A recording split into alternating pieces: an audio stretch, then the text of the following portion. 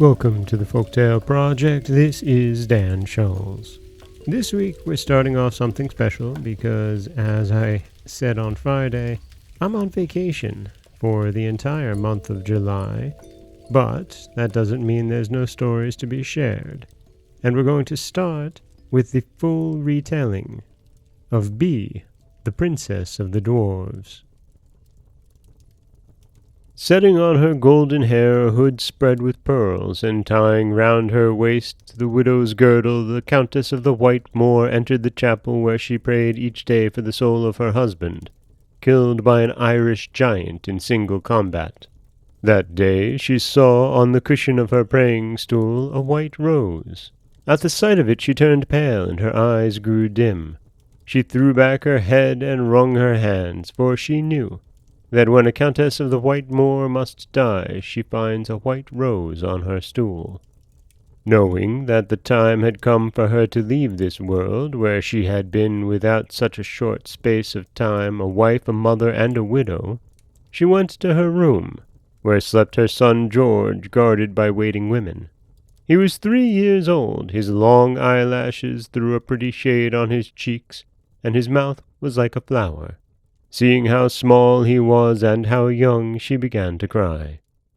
"My little boy," she said in a faint voice, "my dear little boy, you will never have known me, and I shall never again see myself in your sweet eyes. Yet I nursed you myself, so as to be really your mother, and I have refused to marry the greatest knights for your sake." She kissed a locket in which was a portrait of herself and a lock of her hair, and put it round her son's neck. Then a mother's tear fell on his cheek, and he began to move in his cradle and rub his eyes with his little fists. But the Countess turned her head away and fled from the room. Her own eyes were soon to close forever. How could they bear to look into those two adorable eyes where the light of understanding had just begun to dawn? She had a horse saddled and rode to the castle of the Clarides, followed by her squire Freeheart. The Duchess of the Clarides kissed the Countess of the White Moor. "What good chance has brought you here, my dear?" "It is an evil chance which has brought me. Listen, dearest. We were married within a few years of each other, and we became widows by a similar misfortune. In these times of chivalry the best die soonest, and only monks live long. When you became a mother, I had already been one for 1 or 2 years. Your daughter Bee is as beautiful as day, and nothing can be said against my son George. I like you, and you like me. For I must tell you I found a white rose on the cushion of my stool. I'm going to die. I leave my son to you." The Duchess was aware of the news that the white rose brings to the ladies of the house of White Moor.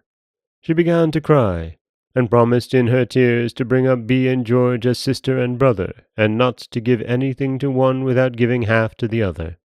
Then the two ladies put their arms around each other, and went to the cradle where little Bee slept under light blue curtains as blue as the sky.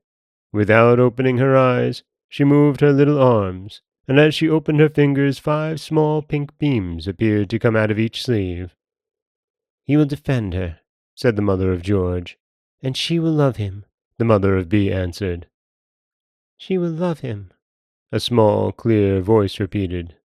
The Duchess recognized it as that of a spirit that had long lived under the hearthstone.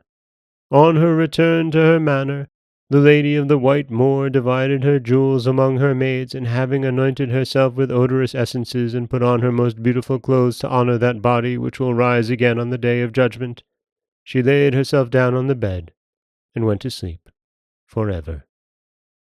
The ordinary lot of women is to be more good than beautiful, or more beautiful than good. But the Duchess of Clarides was as good as she was beautiful, and she was so beautiful that the princes, who had only seen her picture, had wished to marry her. To their proposals she answered, "As I have but one soul, I will never have but one husband." Yet she only wore mourning for 5 years. Then she put off her long veil and her black clothes, for she did not like to depress those around her, or to prevent them smiling or being merry in her presence.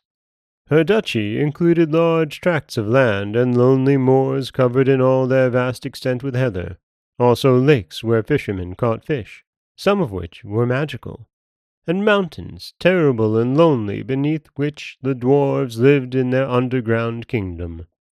In the government of the Clarides she followed the advice of an old monk who had escaped from Constantinople. His belief in the wisdom of men was small, for he had seen how brutal and perfidious they are.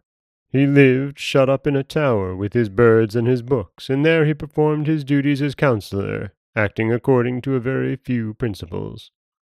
His rules were, not to revive old laws, to give way to wishes of the people for fear of rebellion, but to give way as slowly as possible, because when one reform is carried out, the public immediately demands another. Princes are deposed for giving way too quickly, just as they are for resisting too long. The Duchess, understanding nothing at all about politics, let him do as he pleased. She was charitable, and, as she could not like all men, she was sorry for those unfortunate enough to be wicked. She helped the unhappy in every possible way, visited the sick, consoled widows, and provided for orphans.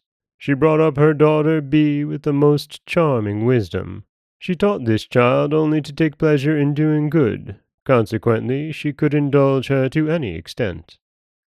This amiable lady kept her promise made to the poor Countess of the White Moor. She acted as a mother to George, and made no distinction between Bee and him. They grew up together, and George found Bee to his taste, though rather small. One day, when they were still in their earliest childhood, he came to her and said, "Will you play with me?" "I would like to," said Bee. "We'll find some sand and make sand pies," said George. So they made pies, but as Bee did not make hers very well, George hit her in the fingers with his spade. Bee uttered the most piercing shrieks, and the squire Freeheart, who was walking in the gardens, said to his young lord, "It is not a deed worthy of a Count of the White Moor to beat young ladies, your highness." George's first impulse was to thrust his spade right through the body of the squire, but as the difficulties of this enterprise seemed insuperable, he fell back upon an easier course of action, which was to turn his face against a big tree and weep copiously. In the meanwhile, Bee took good care to keep her tears flowing by digging her fists into her eyes, and, in her despair, she flattened her nose against the trunk of a neighboring tree. When night began to cover the earth, George and Bee were still weeping, each in front of their tree. The Duchess of the Clarides had to take her daughter with one hand and George with the other to bring them back to the castle. Their eyes were red, their noses were red, their cheeks were shiny, their sobs and snuffles were heart-rending. They ate their supper with a good appetite. Then each was put to bed. But as soon as the candle was blown out, they slipped out of bed like little ghosts and kissed each other, shouting with laughter. So, the loves of Bee of the Clarides and George of the White Moor began. George grew up in this castle next to Bee, whom he called sister in the way of friendship, though he knew she was not so. He had masters to teach him fencing, riding, swimming, gymnastics, dancing, hunting, falconry, tennis, and generally all the arts. He even had a writing master, an old clerk, humble in his ways but inwardly proud, who taught him various styles of handwriting. The more beautiful the style was, the more difficult it was to read. George found little pleasure, and consequently little benefit, either in the lessons of this old clerk or in those of an old monk who gave grammatical instruction, using the most barbarous terminology. George could not make out why he should take the trouble to learn a tongue he could talk by nature, which is called the mother tongue.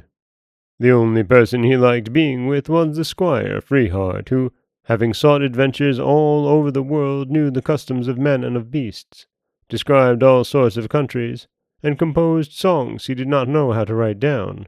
Freeheart was the only master who taught George anything, because he was the only one who liked him, and affectionate lessons are the only good lessons.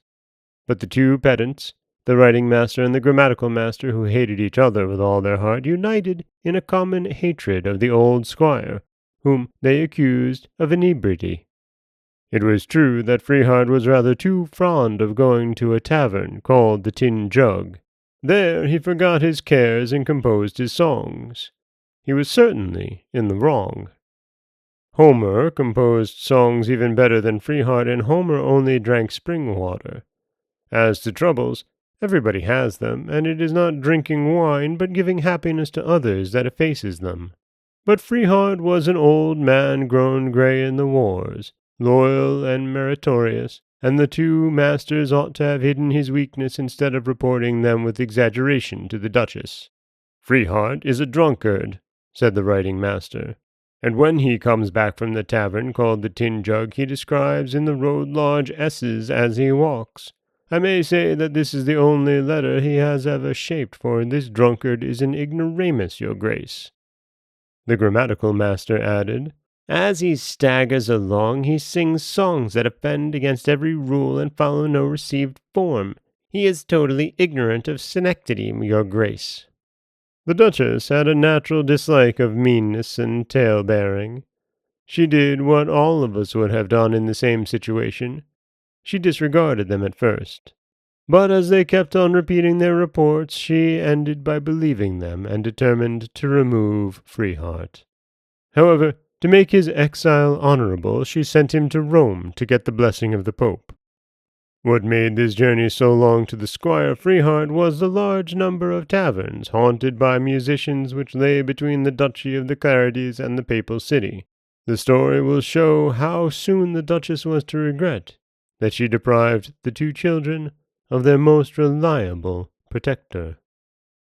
One morning, that of the first Sunday after Easter, the Duchess issued from the castle on her big chestnut horse, having on her left George of the White Moor riding a jet-black pony who had a white star in the middle of his forehead, and on her right Bee, who had a pink bridle to govern a pony with a cream-colored coat.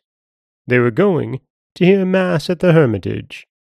Soldiers carrying lances escorted them, and there was a press of people on the way to admire them.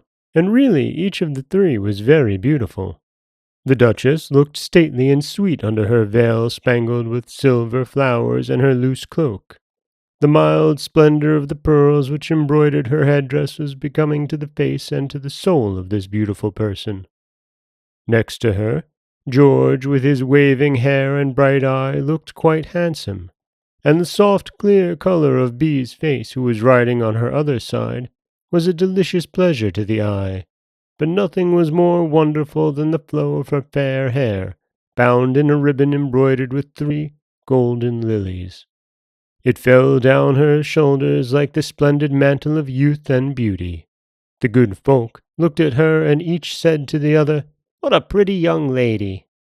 The master tailor, old John, lifted his grandson Peter in his arms to show him Bee, and Peter asked whether she was alive or whether she was not really a piece of waxwork. He could not understand that a creature so white and delicate could belong to the same species as he, little Peter, did, with his chubby sunburnt cheeks and drab rustic smock laced at the back.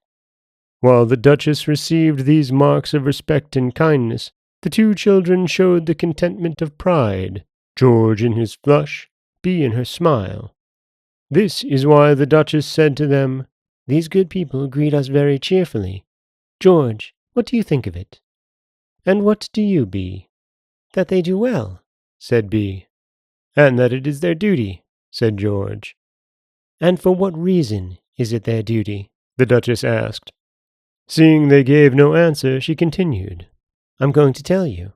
From father to son, for more than 300 years, the Dukes of the Clarities, lance in rest, protected these poor people, who owe it to them that they can reap the harvest they have sown. For more than 300 years, every Duchess of the Clarities has spun wool for the poor, visited the sick, and held their babies over the baptismal font. That is why, children, you are greeted." George thought, "The plowman will have to be protected," and Bee, "I'll have to spin wool for the poor." So, conversing and reflecting, they made their way through meadows enameled with flowers. A range of blue hills ran its indented line along the horizon. George stretched out his hand toward the east. "Is that not a large shield of steel I see over there?" "It is rather like a silver buckle as large as the moon," said Bee. "It is neither a shield of steel nor a silver buckle, children," the Duchess answered, "but a lake shining in the sun. The face of the water that from a distance look as smooth as a mirror is broken into innumerable waves. The banks of this lake that seemed to you as clean as if they were cut out of metal are really covered with reeds, waving their light plumes, and with irises whose flower is like a human eye among drawn swords. Each morning, white mists cover the lake, which shines like armor under the midday sun. But you must not go near it, for the Sliffs live there, who draw travelers down into their crystal manor. And now they heard the tinkle of the hermitage bell. "Let us get off," said the Duchess, "and go on foot to the chapel." It was neither on their elephants nor their camels that the wise men of the East approached the manger. They heard the hermit's mass. An old woman, hideous and in rags, knelt next to the Duchess, who offered her holy water as they went out of church, and said, "Take some, my good woman." George was astonished. "Did you not know," said the Duchess, "that you must honor the poor as the favorites of Jesus Christ? A beggar woman just like this one held you over the baptismal font with the good Duke of the Black Rocks, and similarly your little sister Bee had a beggar as a godfather." The old woman, who had guessed the feelings of the little boy, leaned towards him, leering, and said, "I wish you the conquest of as many kingdoms as I have lost, my prince.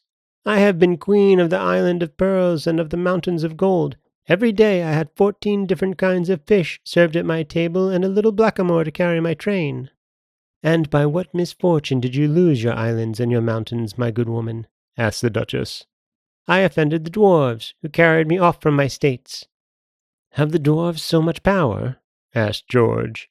"Living under the earth," the old woman said. "They know the virtue of stones, fashion metal, and discover springs." The Duchess. "And what did you do to vex them, good mother?" The old woman. "On a night of December, one of them came to me to ask my permission to prepare a great New Year's supper in the kitchens of the castle, which were larger than a capitular hall, and furnished with stew and preserving and frying pans, pipkins, cauldrons, broilers, ovens, girt-irons, porringers, dripping pans, meat screens, fish kettles, pastry molds, jugs, goblets of gold and silver and of grained woods, not to speak of the turnspit, skilfully wrought of iron, and the huge black kettle hanging on the pot-hook. He promised that nothing should get lost or be damaged. I refused his request, and he withdrew, muttering dark threats.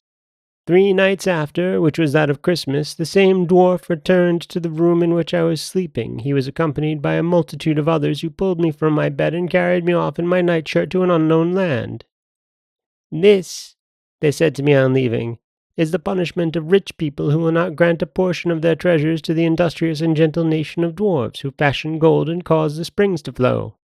So spoke the toothless old woman, and the Duchess, having comforted her with words and money, took again the road to the castle with her 2 children. One day, not long after this, Bee and George, without being seen, climbed up the stairs of the keep which rises in the middle of the castle. On reaching the platform, they shouted loudly and clapped their hands. The view stretched over rolling downs cultivated and cut up into small green and brown squares. On the horizon they could see hills and woods, blue in the distance. "Little sister," cried George, "little sister, look at the whole earth." "It is very big," said Bee. "My professor," said George, "has taught me that it was big, but as Gertrude, our governess, says, seeing is believing." They walked round the platform. "Here's a marvelous thing, little brother," said Bee. "The castle is in the middle of the whole earth, and we who are on the keep, which is in the middle of the castle, are now in the middle of the whole world. Ha ha!" And really the skyline was around the children like a circle, of which the keep was the center. "We are in the middle of the world," George repeated. Then both began to think. "What a pity that the world is so big," said Bee. "You can lose yourself in it and be separated from your friends." George shrugged his shoulders. "How nice it is that the world is so big. You can look for adventures in it. Bee, when I am grown up, I mean to conquer those mountains which are right at the end of the earth. It is there that the moon rises. I will catch it as I go along and give it to you, my Bee." "That's it," said Bee. "You will give it to me, and I will set it up in my hair." Then they began to look for the places they knew, as if on a map. "I know perfectly where we are," said Bee, who knew nothing of the sort.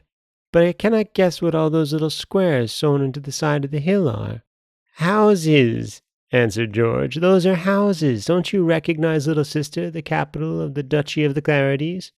It is quite a big town. It has 3 streets, of which one is paved. We passed through it last week to go to the hermitage. Don't you remember it? And that winding stream? That's the river. Look at the old stone bridge over there. The bridge under which we fished for lobsters. The very one which has in the recess the statue of the headless woman, but you cannot see her from here because she is too small. I remember. Why she has no head? Probably because she has lost it. Without saying whether the explanation satisfied her, Bee kept her eyes fixed on the distance. Little brother, do you see what is shining near the blue mountains? It is the lake. It's the lake. They now remembered what the Duchess had told them of the lovely and dangerous water where the Sliffs had their manor. Let us go there, said Bee. This decision overwhelmed George, who gaped and said, The Duchess has forbidden us to go out alone, and how can we get to this lake which is at the end of the world? How to get there I really don't know, but you ought to, who are a man and have a grammar master. George was stung, and answered that it is possible to be a man, and even a fine man, without knowing all the roads in the world. Bee gave him a mincing, disdainful look, made him blush to the tips of his ears, and said to him primly, I am not the one who promised to conquer the blue mountains and to unhook the moon. I do not know the road to the lake, but I will find it, you see. Ha ha ha, said George, trying to laugh. You laugh like a booby, sir. Bee, boobies neither laugh nor cry. If they did, they would laugh like you. I will go to the lake alone, and while I discover the lovely waters where the Sliffs live, you can stay at the castle all by yourself like a little girl. I will leave you my tapestry frame and my doll. Please take great care of them, George. Please, take great care of them. George had pride. He felt the shame which Bee put upon him. With his head down, darkly he cried in a muffled voice, All right, we'll go to the lake. Next day, after lunch, when the Duchess had retired to her room, George took Bee by the hand. Come along, he said to her. Where? Hush. They went down the stairs and crossed the courts. When they had passed the gate, Bee asked a second time where they were going. To the lake, George answered decisively. The mouth of the stupefied Miss Bee gaped. Was it sensible to go that distance, and in satin slippers, for her slippers were of satin? We must go there, and we need not be sensible. Such was the lofty answer given by George to Bee. She had put him to shame, and now she had pretended to be astonished. It was now his turn to refer her disdainfully to her doll. Girls goad a man into adventures, and then draw back. Her behavior was disgraceful. She might stay behind, but he would go himself. She took him by the arm. He pushed her away. She flung herself round the neck of her brother. Little brother, she said, sobbing, I will follow you. Her repentance was complete, and it moved him. Come along, he said. But do not let us go by the town. We might be seen. We had better follow the ramparts and reach the high road by a short-cut. They went holding each other by the hand. George explained the scheme he had drawn up. We will follow the road we took to go to the hermitage. We are certain to see it, as we saw it last time, and then we will go straight to it across the field in a bee-line. In a bee-line is a pretty country way of saying a straight line, but the name of the little maid occurring quaintly in the idiom made them laugh. Bee picked flowers growing by the ditch, flowers of the mallow and the mullein, asters and ox-eyes, making a posy of them. The flowers faded visibly in her little hands, and they looked pitiful when Bee crossed the stone bridge. As she did not know what to do with her posy, the idea occurred to her of throwing them in the water to refresh them, but she preferred to give them to the headless woman. She asked George to lift her in his arms to make her tall enough, and she placed her handful of country flowers in the folded hands of the old stone figure. At a distance, she turned her head and saw a dove on the shoulder of the statue. They walked some time, and Bee said, I'm thirsty. So am I, said George. But the river is far behind us, and I can see neither stream nor spring. The sun is so hot. It must have drunk them all up. What shall we do? Thus they talked and complained, when they saw a countrywoman with a basket full of fruit. Cherries, cried George. What a pity it is I have no money to buy any. I have some money, said Bee. She drew out of her pocket a purse with 5 gold pieces in it, and addressed the countrywoman. Good woman, she said, will you give me as many cherries as my dress can carry? As she spoke, she held out the skirt of her frock with both hands. The countrywoman threw 2 or 3 handfuls of cherries into it. Bee took the fold of her skirt in one hand, and with the other hand held out a piece of gold to the woman and said, "Is that enough, that?"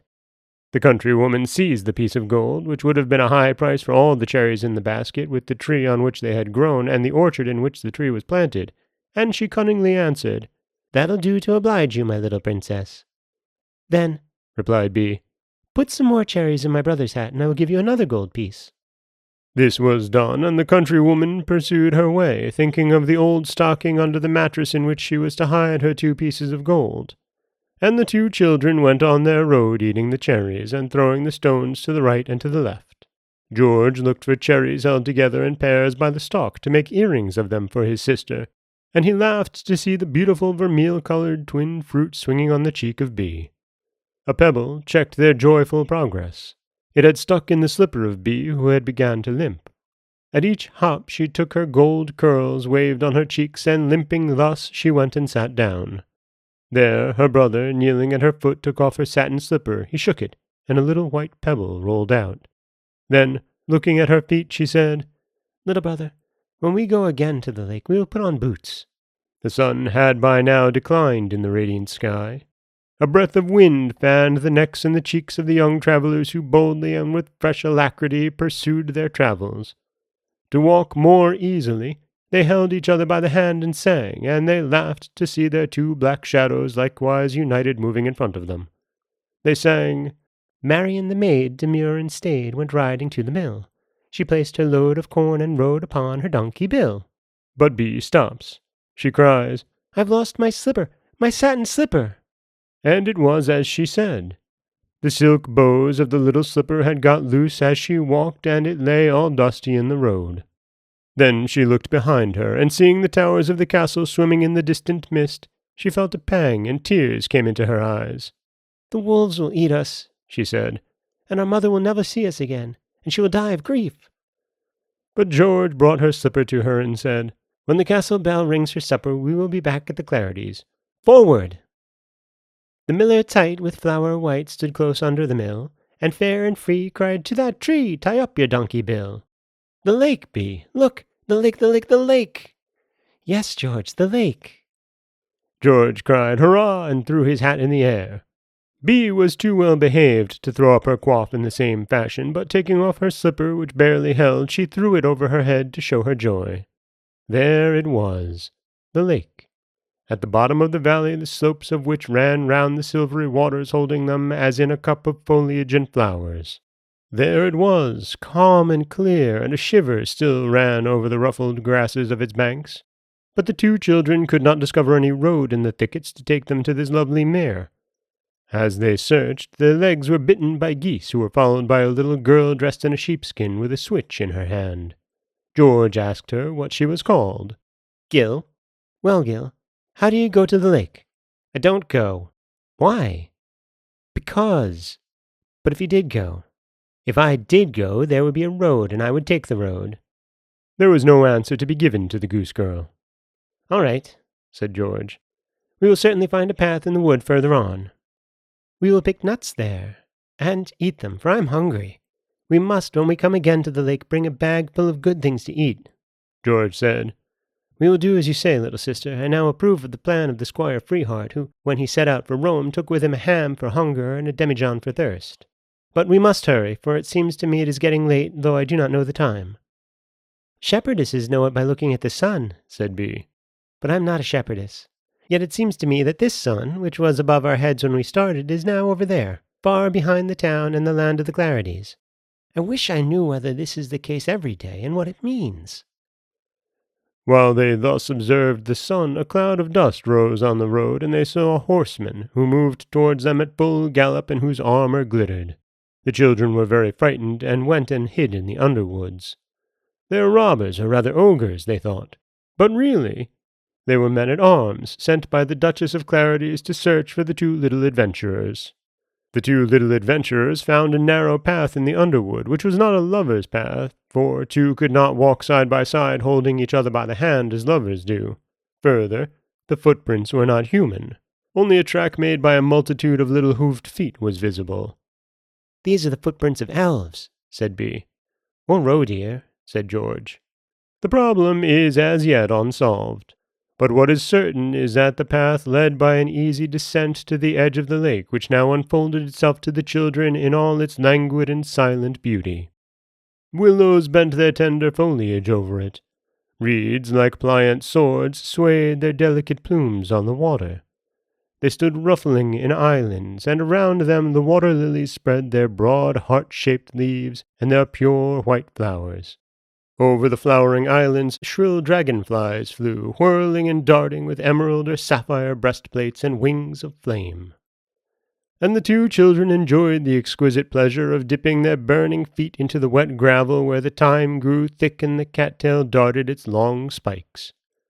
From its lowly stem the iris yielded them its scent.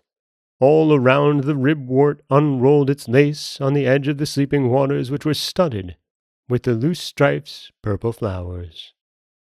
Bee went forward on the gravel between two clumps of willows. In front of her, the little genius of the place jumped into the water and made rings on its surface, which grew larger and larger till they vanished.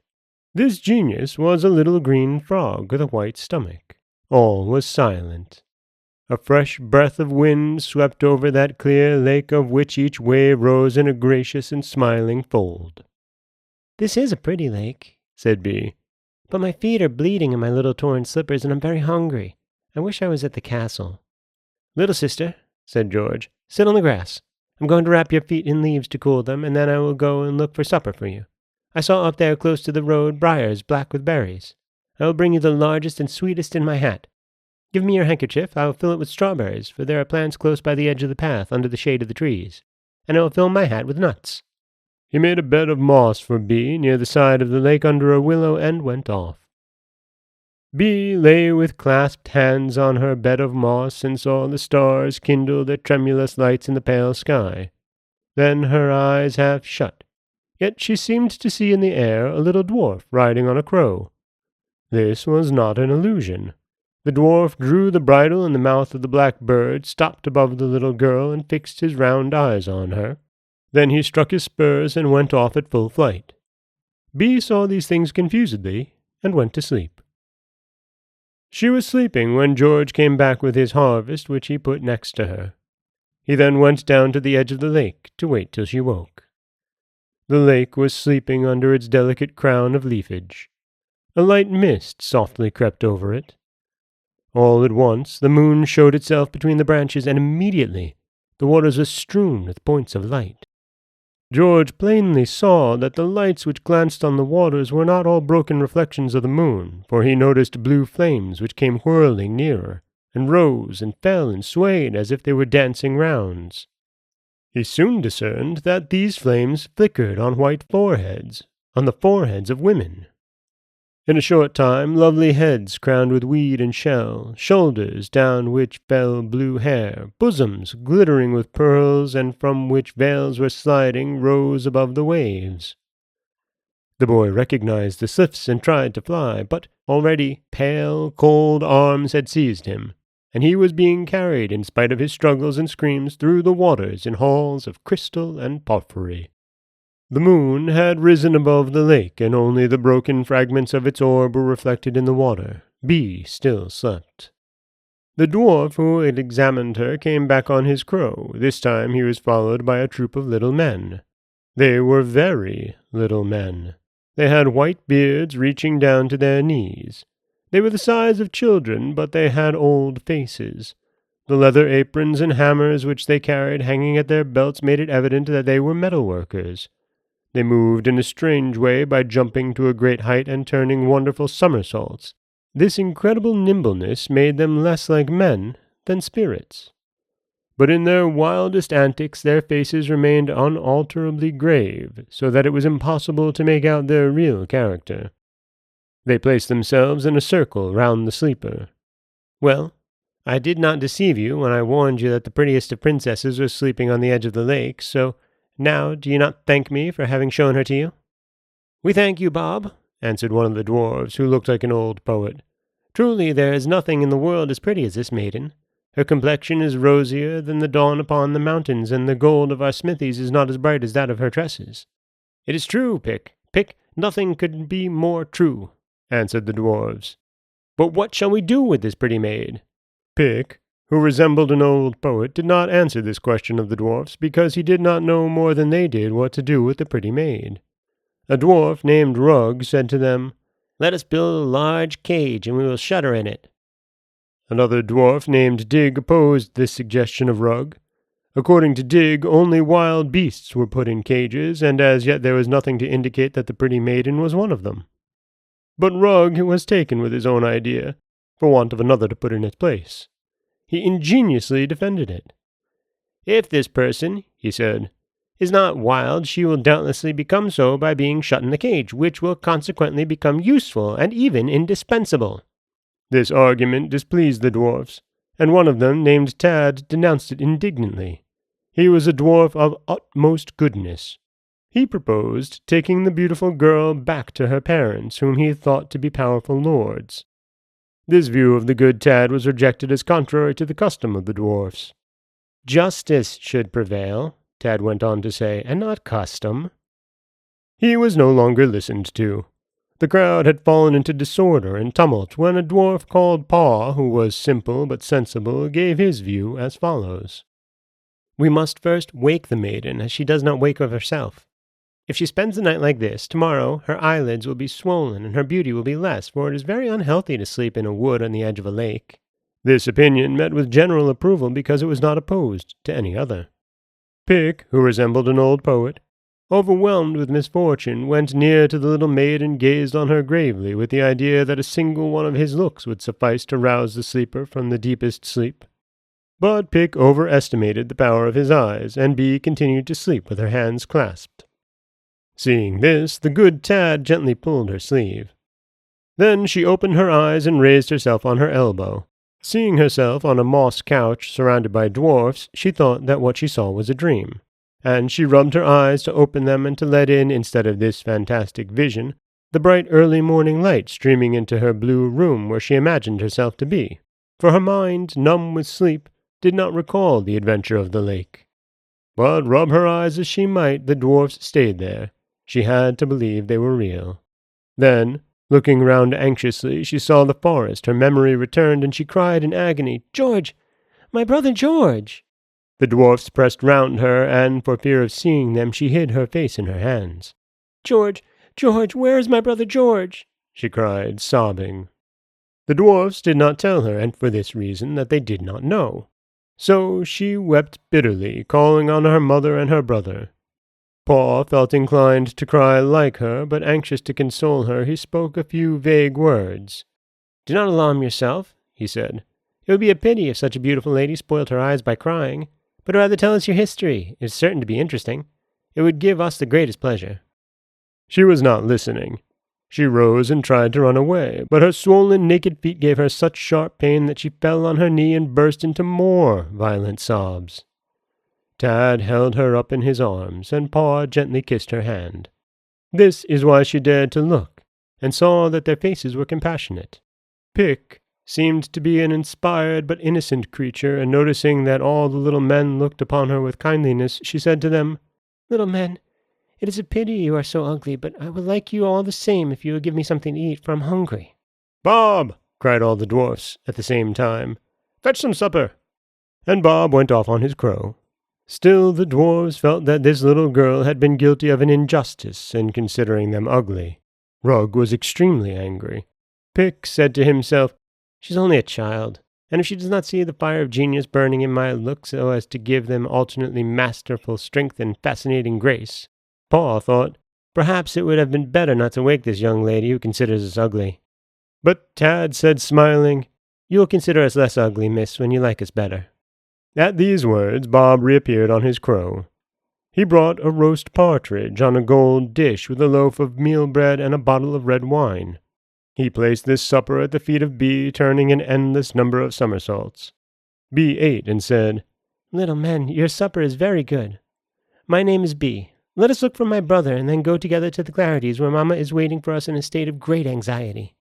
But Dig, who was a good dwarf, urged on Bee that she was incapable of walking, that her brother was old enough to find himself, and that no accident could happen to him in this country where all wild beasts had been destroyed.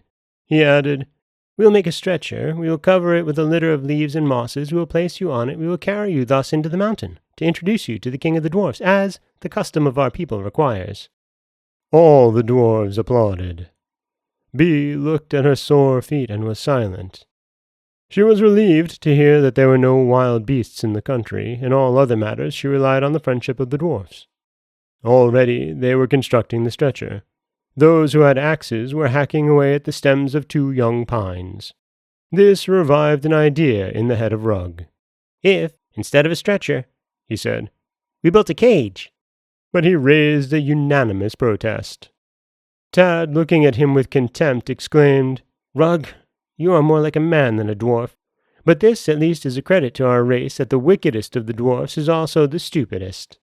Meanwhile the work went on.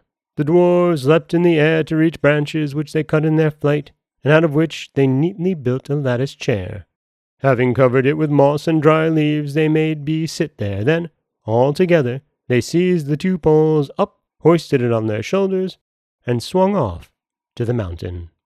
They ascended the woody side of the hill by a tortuous path. Here and there blocks of granite, bare and rusty, rose in the grey foliage of the dwarf oaks, and the rugged landscape was enclosed by russet hills and their blue-grey ravines.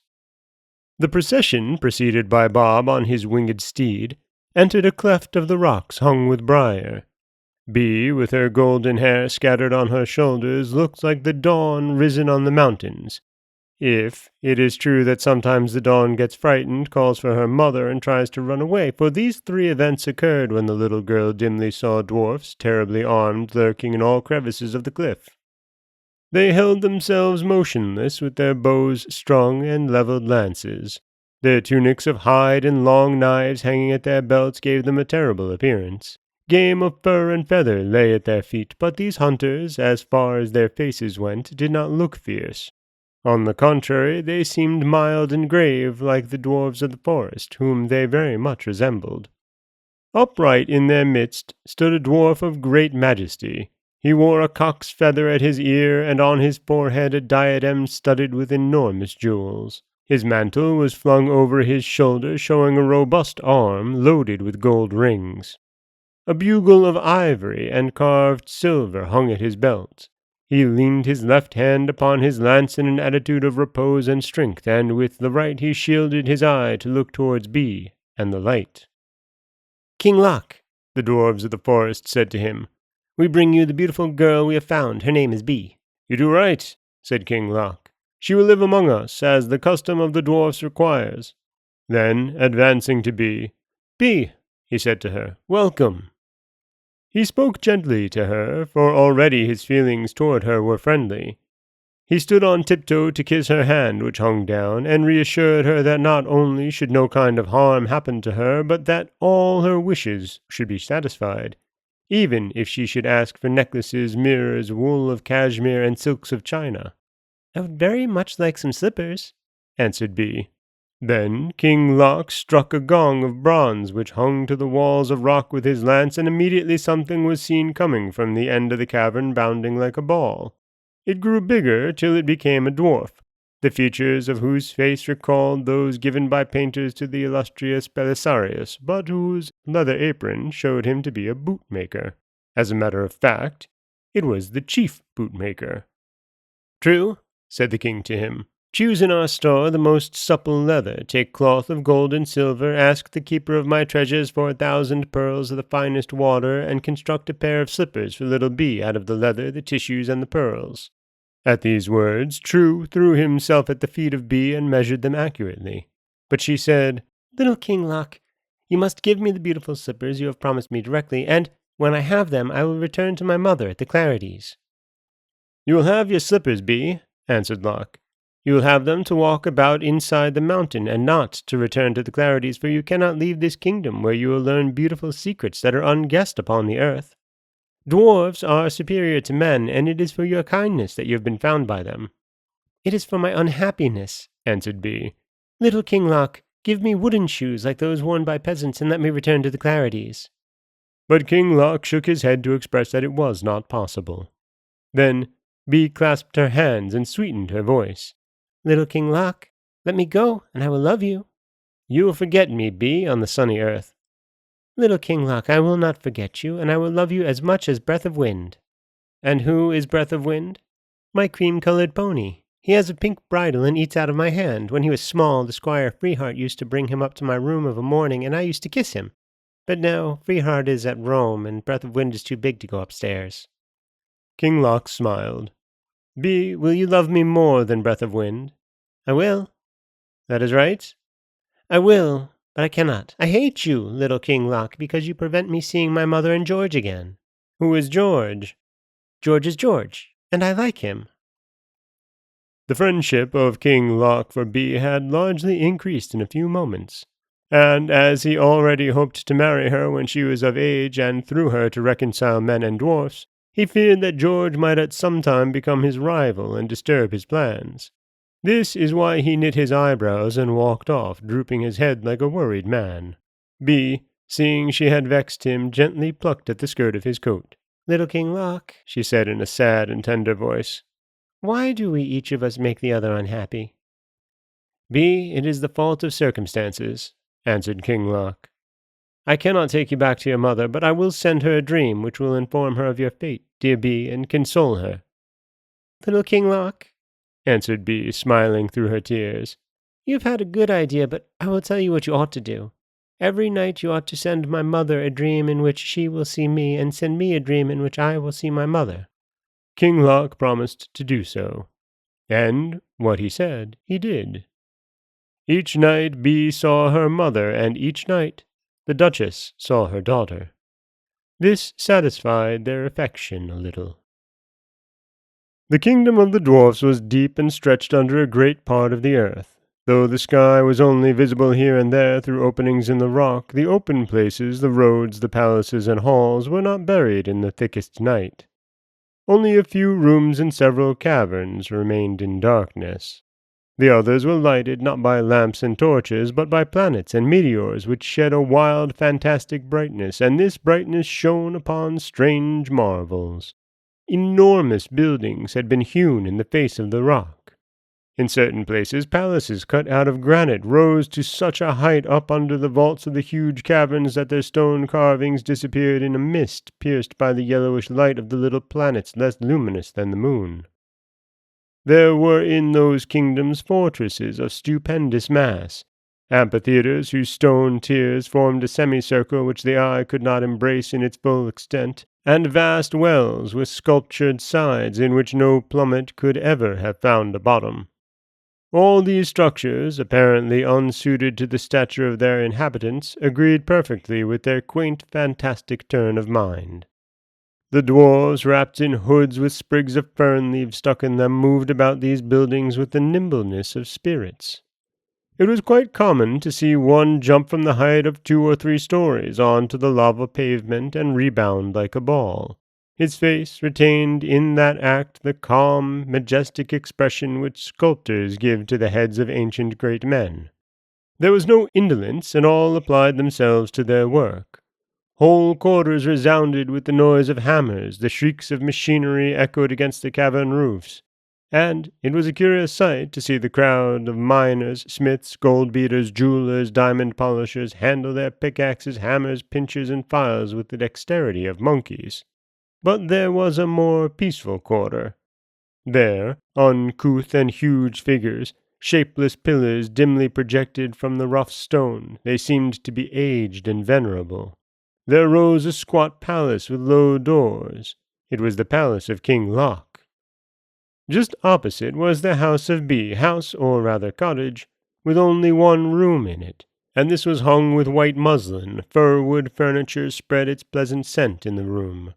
A cleft in the rock let in the light of sky, and on fine nights stars were visible. Bee had no special servants, but the whole dwarf nation struggled in emulation to supply all her needs and anticipate all her wishes, except that of reascending above ground. The most learned dwarfs who possessed great secrets took pleasure in teaching her, not with books, for dwarfs do not write, but by showing her all the planets of the mountains and the valleys, the different kinds of animals, and the various stones which are drawn from the bosom of the earth. And it was by sights and examples that they, with their gay simplicity, taught her the wonders of nature and the methods of art. They made toys for her such as no rich children on the earth have ever had, for these dwarfs were capable and invented marvelous machines. In those depths they put together for her dolls that could move with grace and express themselves according to the rule of poetry. When assembled in a little theatre, of which the scenery represented the seashore, the blue sky, palaces, and temples, these dolls played tragedies of surpassing interest. Though they were not much longer than a man's arm, they looked exactly, some like reverend old men, others like men in the prime of life, or like lovely maidens dressed in white robes. There were also among them mothers, clasping to their bosoms innocent little children. And these eloquent dolls spoke and acted on the stage as if they were moved by hatred, love, or ambition. They passed cleverly from joy to grief, and so well did they imitate nature that they raised smiles or drew tears. Bee clapped her hands at the show. The dolls who aimed at tyranny made her shudder with disgust.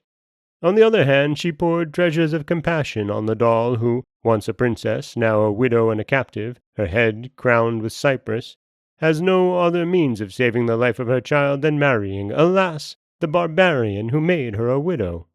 Bee never grew tired of this game, in which the dolls introduced infinite variety.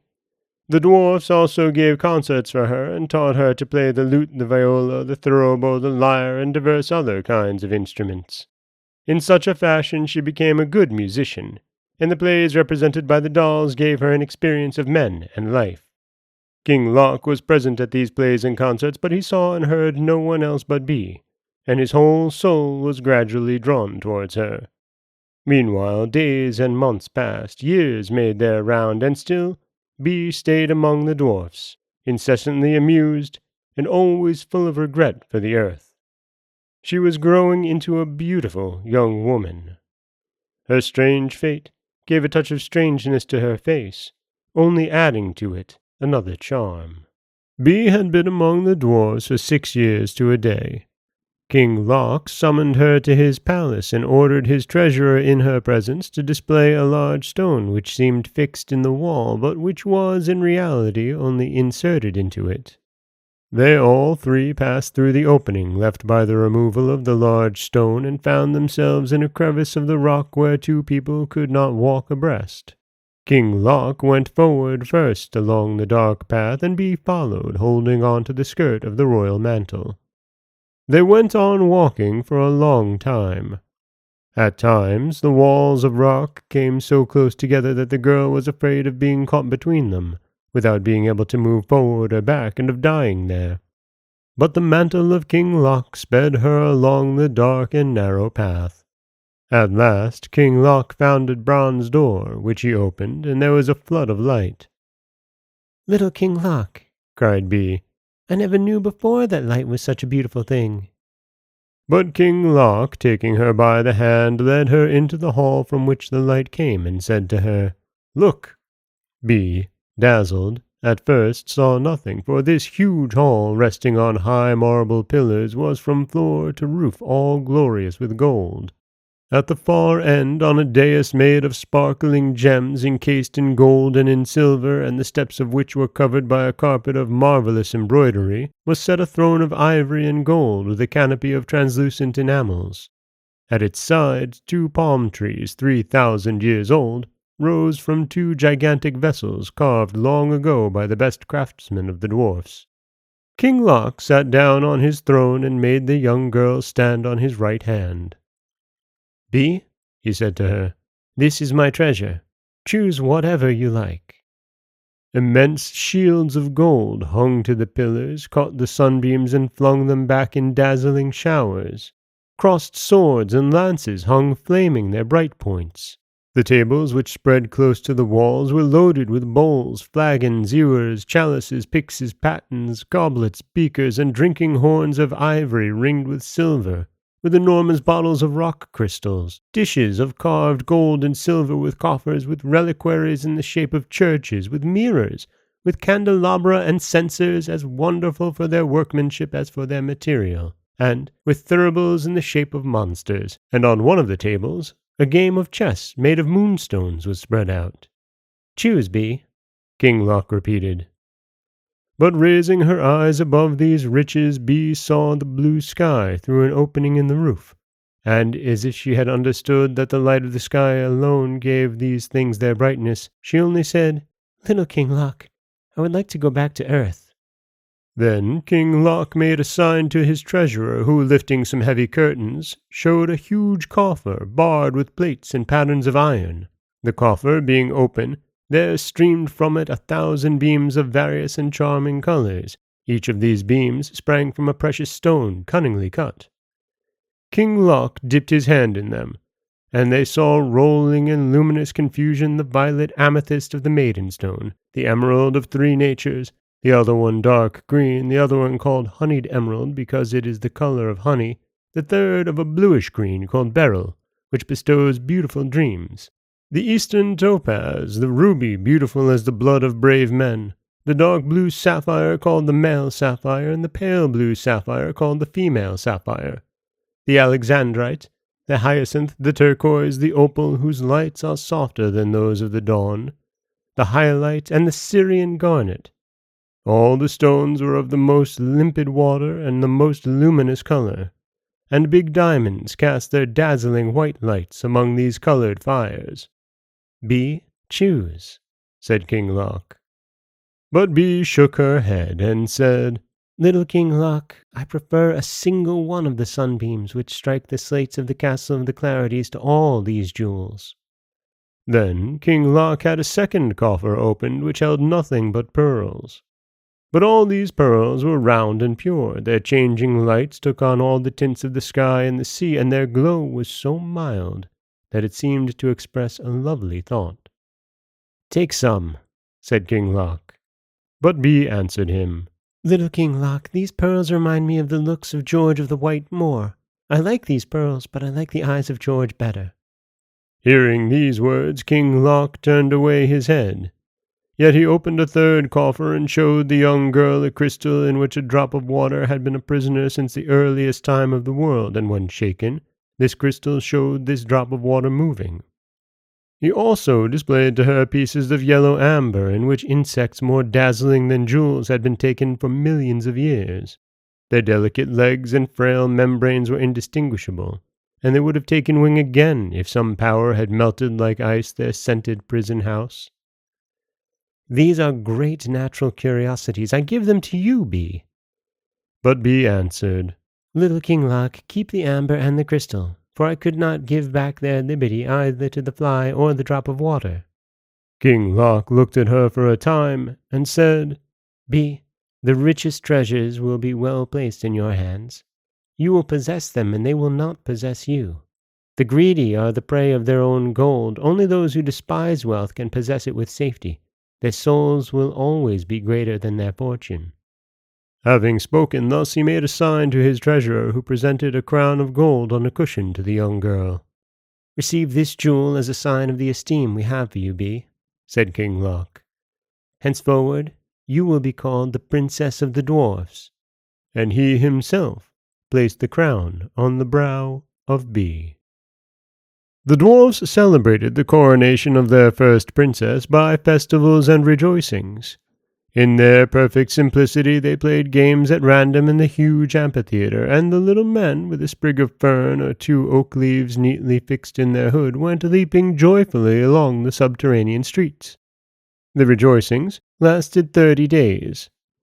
In his intoxication, Pick had the look of an inspired mortal. The good Tad was enraptured with the general happiness. The tender Dig gave himself the pleasure of shedding tears. Rugg, in his joy, again proposed that Bee should be put in a cage, that the dwarfs might not fear losing so delightful a princess. Bob, riding on his crow, filled the air with such joyful cries that the bird itself grew merry, and gave forth wild little croaks. King Loc alone was sad. It came to pass that on the 30th day, having entertained the princess and the whole nation of the dwarfs at a splendid feast, he stood on his armchair, and his kind face being thus raised to the level of Bee's ear, "Princess Bee," he said to her, I'm going to make a request which you have full liberty to grant or to refuse. Bee of the Clarities, Princess of the Dwarfs, will you be my wife?" And, speaking thus, King Loc, grave and tender, looked as handsome and mild as a majestic poodle. Bee pulled his beard and answered him. "Little King Loc, I am willing to be your wife for fun, but I will never be your wife seriously. When you propose to marry me, you make me think of Freeheart, who on the earth used to tell me the most incredible tales to amuse me."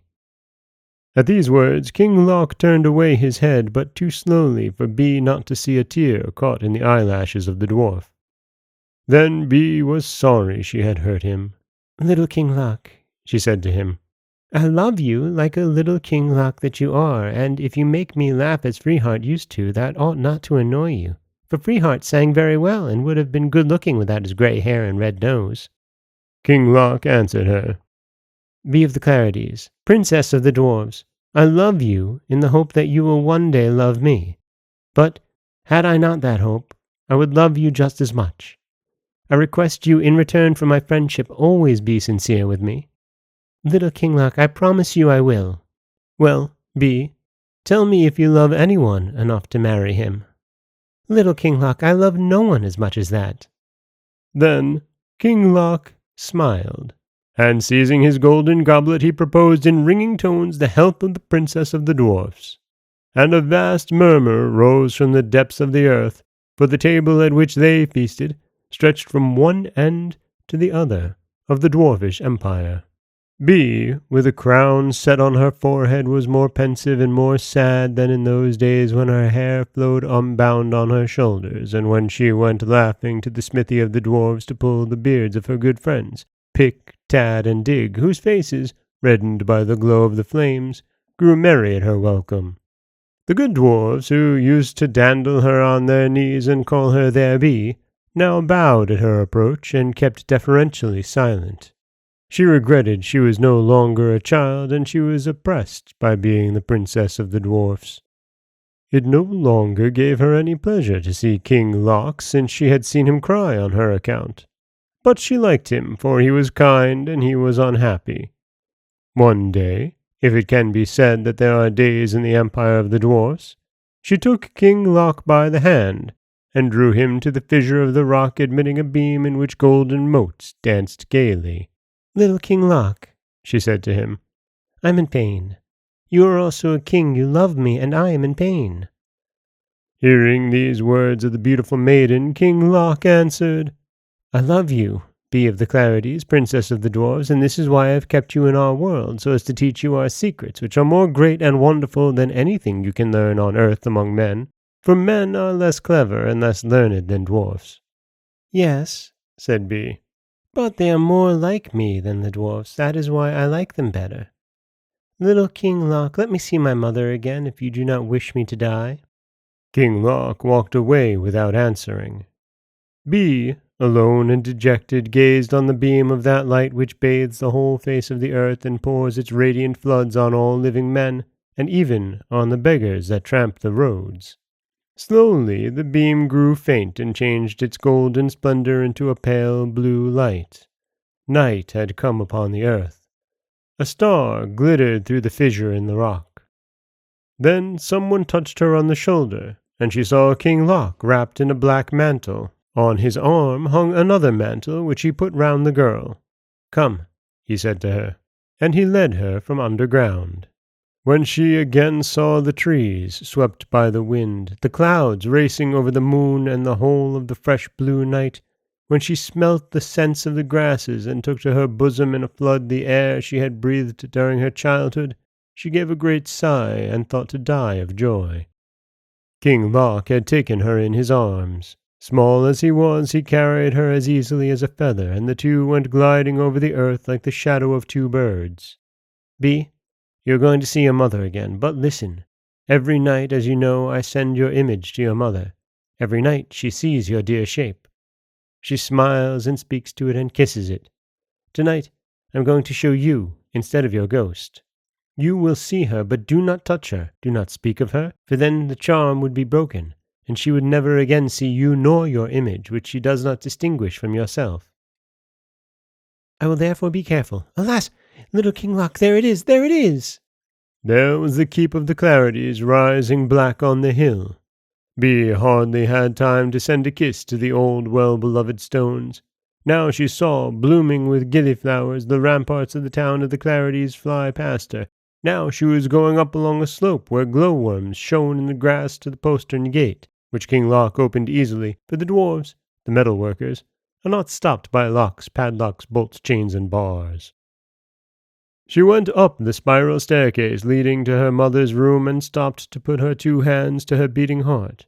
The door opened slowly, and by the light of a lamp hung from the ceiling, Bee saw in the brooding religious silence her mother, worn and pale, her hair silvered at the temples, but more beautiful thus for her daughter than in the days gone by of splendid jewels and fearless rides.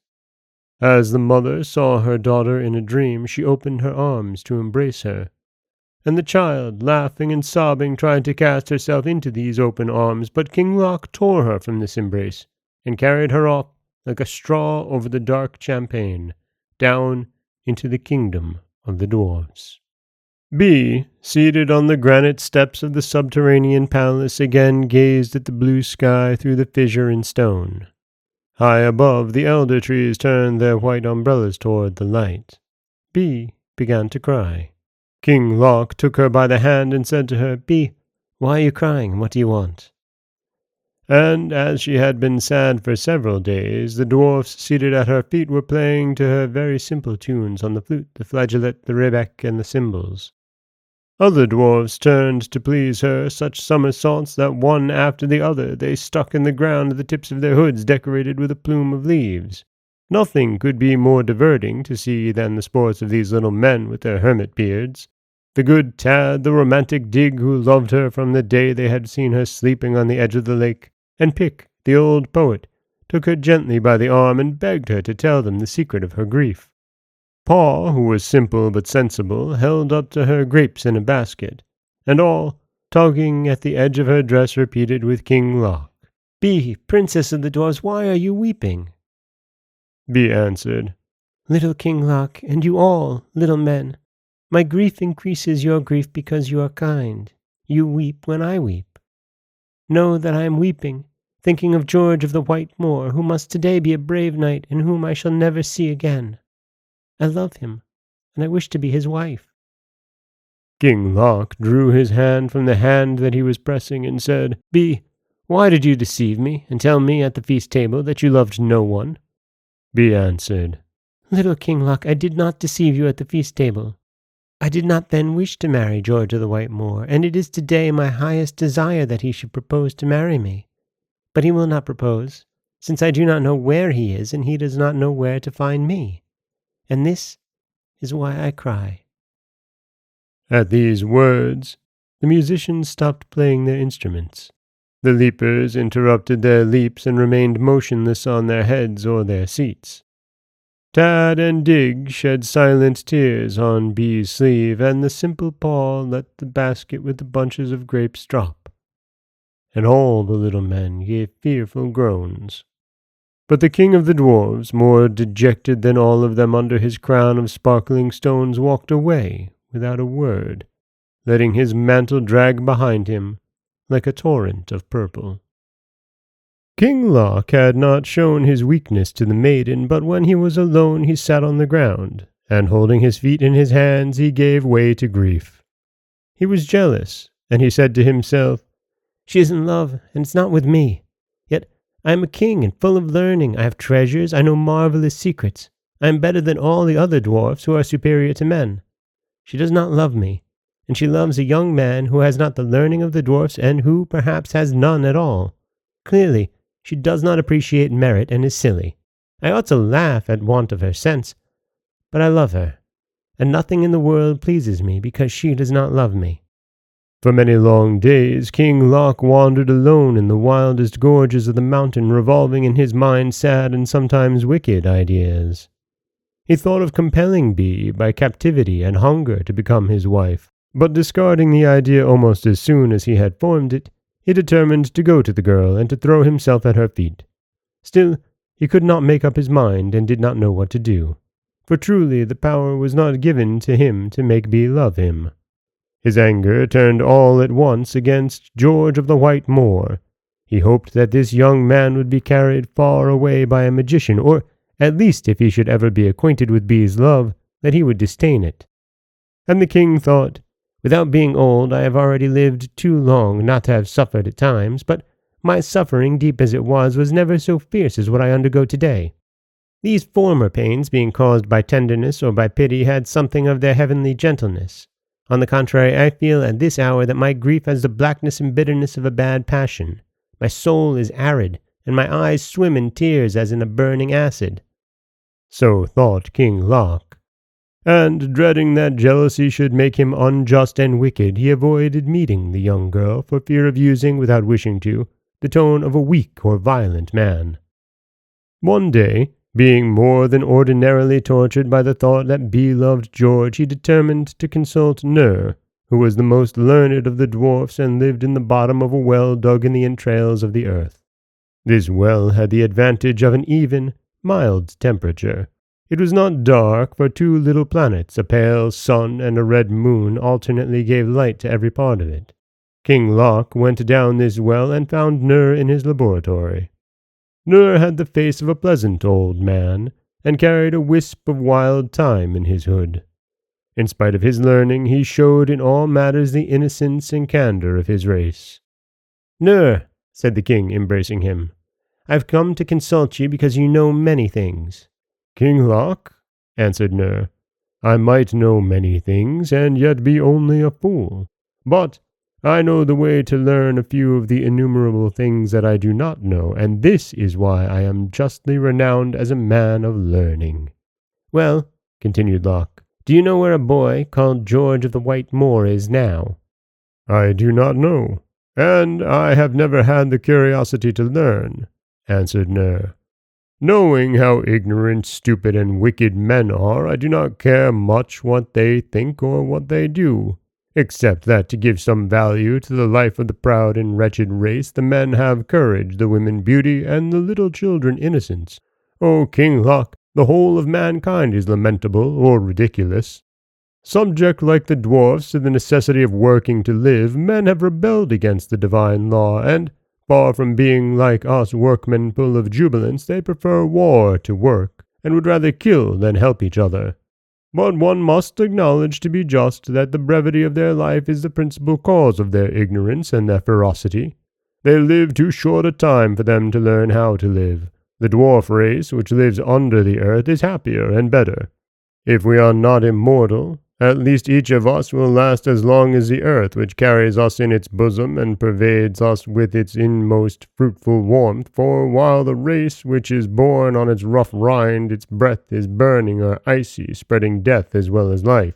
However, men are indebted to their extreme misery and wretchedness for a quality which makes the soul of some of them more beautiful than the soul of the dwarfs. This quality, as splendid to the mind as the mild sheen of pearls to the eye, King Loc, is compassion.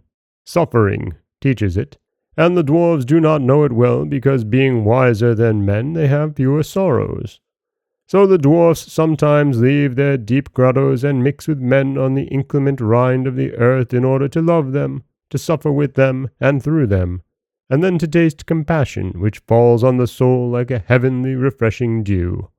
Such is the truth about men, King Loc. But did you not ask me for the particular fate of one of them?" King Loc having repeated his question, the old Nur looked into one of the glasses that filled the room.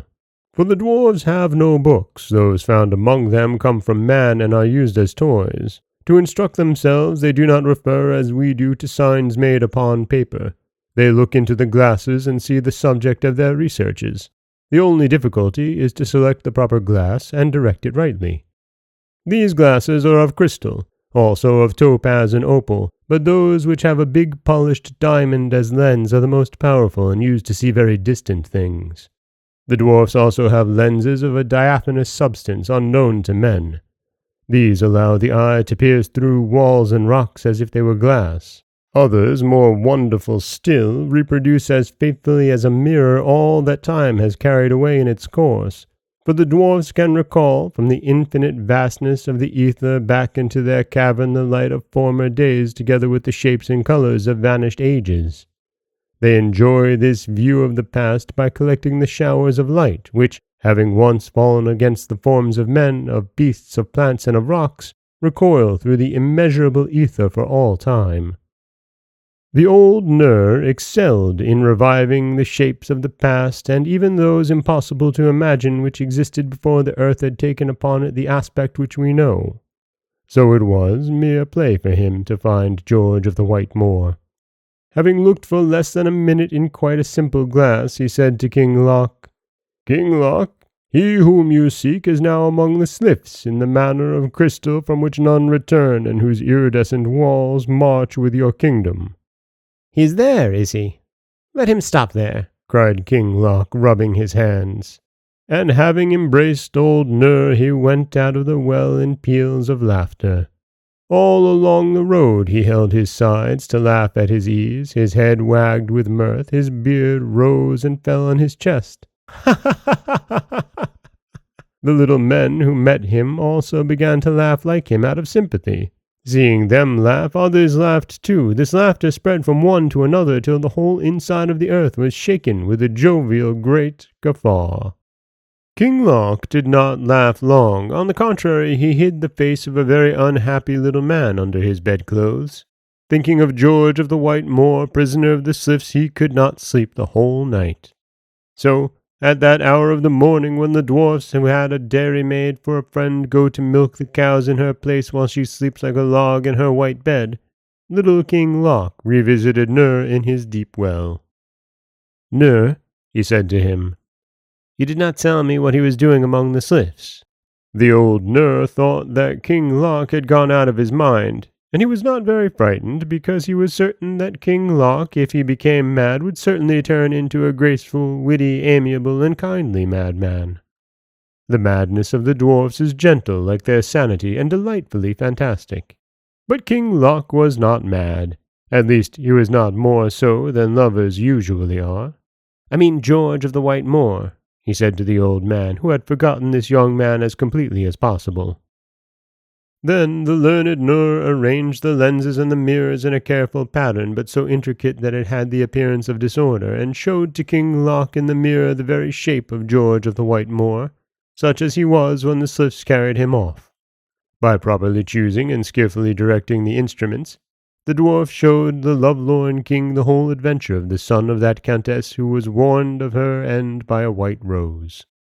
And here expressed in words is what the two little men saw in the reality of form and color. When George was carried away in the icy arms of the daughter of the lake, he felt the water press his eyes and his breast, and he thought it was death.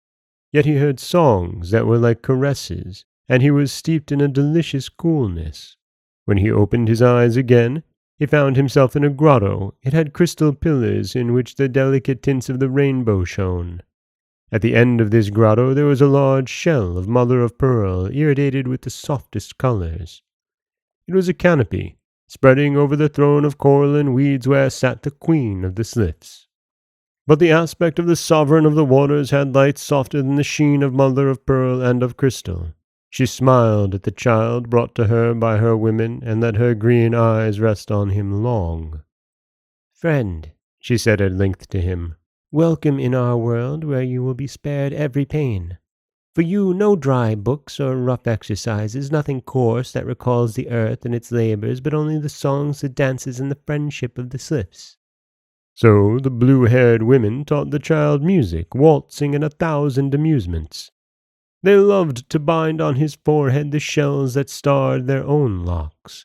But he, thinking of his country, gnawed his fists in impatience. The years went by, and George's wish to see the earth again was unchanged and fervent.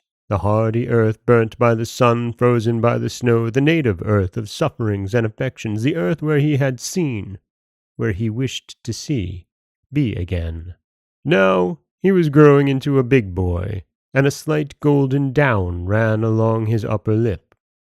Boldness came to him with his beard, and one day he appeared before the Queen of the Sliffs, and having bowed, said to her, "My lady, I have come, if you deign to permit it, to take leave of you. I'm going back to the Clarities." "Dear friend," the queen answered, smiling, "I cannot grant you the leave you demand, for I keep you in my crystal manor to make you my friend." "My lady," George replied, "I feel unworthy of so great an honor." "This is the effect of your courtesy. No good knight ever thinks he has done enough to win the love of his lady. Further, you are yet too young to know all your merits. Be sure, dear friend, that nobody wishes you anything but good. You only have to obey your lady." "My lady, I love Bee of the Clarities. I will love no other lady but her." The queen, very pale but still more beautiful, cried, "A mortal woman, a gross daughter of men, this Bee, how can you love that?" "I do not know, but I know that I love her." "Very well, you will recover." And she detained the young man in the delights of the crystal manor. He did not know what a woman was, and was more like Achilles among the daughters of Lycomedes than Tannhauser in the Magic Mountain. So he wandered gloomily along the walls of the immense palace, looking for an opening to run away. But on all sides he saw the floods enclosing his luminous prison in their mute and magnificent kingdom. Through the transparent walls he watched the anemones bloom and the coral flowering, while purple, azure, and golden fish sparkled and sported above the delicate padmores and the glistening shells. These marvels did not interest him, but lulled by the delicious songs of the sylphs he slowly felt his will give way and his whole soul dissolve. He was all slackness and indifference when he found by chance in a gallery of the palace an old worn book of vellum studded with copper nails. The book, found in a wreck at the bottom of the sea, dealt with the chivalry and ladies, and there were told at length stories of the adventures of heroes who went through the world fighting giants, redressing wrongs, protecting widows, and assisting orphans for the love of justice and the honor of beauty. George flushed and grew pale in turn with admiration, shame, and anger at the tale of these splendid adventures. He could not contain himself. "I also," he cried, "will be a good knight. I also will go through the world punishing the wicked and helping the unhappy for the good of men in the name of my Lady Bee." Then his heart grew great with courage. He strode with drawn sword through the crystal mansions. The white women fled and vanished before him like the silvery waves of a lake. Their queen alone saw him come upon her unmoved. She fixed on him the cold look of her green eyes. He rushes to her. He cries, "Unclasp the charm which you have thrown on me. Open me the road to earth. I wish to fight in the sun like a knight. I wish to return to love, to suffer, and to struggle. Give me back the true life and the true light. Give me action and achievement. If you do not, I will kill you, wicked woman." She shook her head, smiling, to say no. She was beautiful and calm. George struck her with all his strength, but the sword broke against the glittering bosom of the Queen of the Sylphs. "Child," she said, and she had him shut up in a kind of crystal funnel which formed a cell under the manor. Round it sharks prowled, opening their monstrous jaws armed with a triple row of sharp teeth. And it seemed as if at each charge they must break the thin partition of glass. It was not possible to sleep in this strange cell. The point of this submarine funnel rested on a rocky bottom, which was the dome of the furthest and the least known cavern of the empire of the Dwarfs. This is what the two little men saw in the course of an hour, as exactly as if they had followed George all the days of his life. The ancient Nur, having displayed the cell scene in all its sadness, spoke to King Loc much in the way of a showman when he has shown the magic lantern to little children. "King Loc," he said to him, "I have shown you all you wished to see, and your knowledge being perfect, I can add nothing to it. I am not anxious to show whether what you have seen has pleased you. It is enough that it is true. Science takes no account of pleasing or displeasing. It is inhuman. It is not science, it is poetry, which charms and consoles. That is why poetry is more necessary than science. King Loc, go and compose a song." King Loc went out of the well without speaking a word. On leaving the Well of Science, King Loc went to his treasure, took a ring from a box of which he alone had a key, and put it on his finger. The bezel of this ring shone brightly, for it was made of magic stone, whose virtues will be discovered in the course of this story. King Loc then went to his palace, where he put on a travelling cloak, drew on heavy boots, and took a stick. Then he set out through the crowded street, the broad roads, the villages, and the halls of porphyry, the lakes of petroleum, and the grottos of crystal, which communicated with each other by narrow openings. He seemed pensive and spoke words which had no sense, but he walked on steadily. Mountains blocked the way, and he climbed the mountains. Cliffs yawned at his feet, and he went down the cliffs. He crossed fords, he passed through grisly regions darkened by the fumes of sulphur. He walked over burning lava in which his feet printed themselves. He seemed to be an extremely determined traveller. He entered dark caverns where the sea-water, trickling in drops, fell like tears along the weeds and made pools in the uneven soil in which innumerable crustaceans grew monstrously. Enormous crabs, giant crayfish, spiders of the sea cracked under the feet of the dwarf and made off, leaving behind a claw and waking in their hideous flight hoary little cuttlefish, who suddenly waved their 100 arms and spat from their beaks a reeking poison.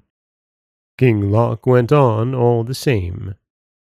He reached the end of these caverns, staggering under a load of monsters armed with stings, double-jagged pincers, claws that curled up to his neck, and sullen eyes brandished at the end of long branches.